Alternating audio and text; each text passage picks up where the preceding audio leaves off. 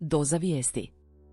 Pregled najvažnijih vijesti sa svjetskog nogometnog prvenstva za 25. lipanj 2026. Svjetsko prvenstvo. Njemačka i SAD traže savršen učinak u završnici grupne faze.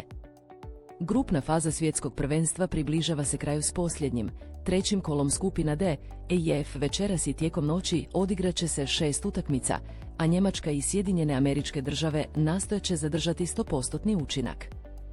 Njemačka je već osigurala prvo mjesto u skupini nakon uvjerljivih pobjeda, uključujući rezultat 7,1 protiv Curaa i 2,1 protiv Obale Bjelokosti.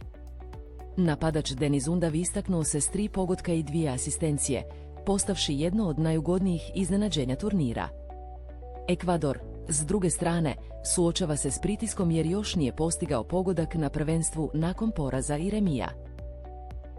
Bosna i Hercegovina prošla u nokaut fazu SP-a nakon pobjede nad Katarom. Nogometna reprezentacija Bosne i Hercegovine osigurala je plasman u nokaut fazu svjetskog prvenstva pobjedom nad Katarom. U tom susretu debitirao je Stjepan Radeljić, koji je izjavio da je momčad zasluženo slavila. Izbornik Sergej Barbarez izrazio je frustraciju unatoč prolasku.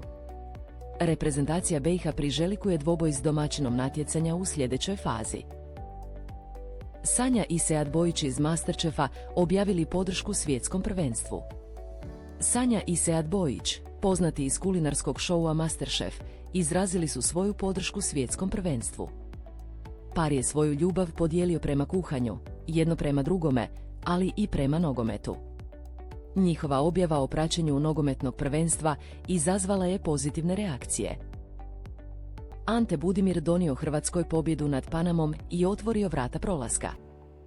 Hrvatska nogometna reprezentacija ostvarila je pobjedu od 1,0 protiv Paname u drugom kolu svjetskog prvenstva.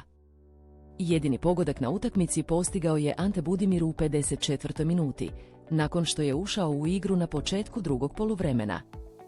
Ovaj pogodak, njegov prvi na svjetskim prvenstvima, donio je Hrvatskoj prva 3 boda i ostavio je u igri za plasman u nokaut fazu natjecanja. Utakmica je odigrana pod velikim pritiskom, s obzirom na prethodni poraz od Engleske, a Budimirova sposobnost da se nađe na pravom mjestu u ključnom trenutku pokazala se presudnom.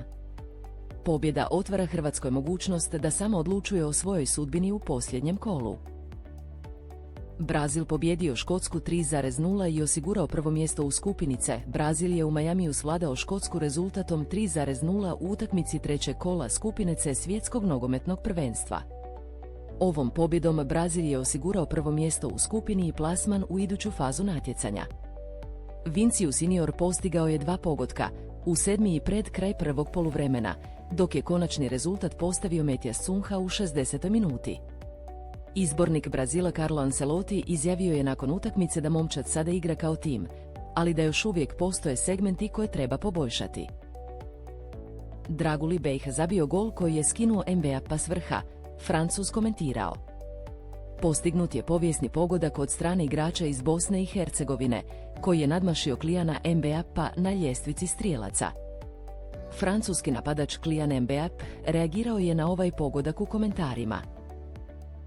Brazil uvjerljiv protiv Škotske, osigurao prvo mjesto u skupini C. Nogometna reprezentacija Brazila osigurala je prvo mjesto u skupini C na svjetskom prvenstvu pobjedom nad Škotskom rezultatom 3,0.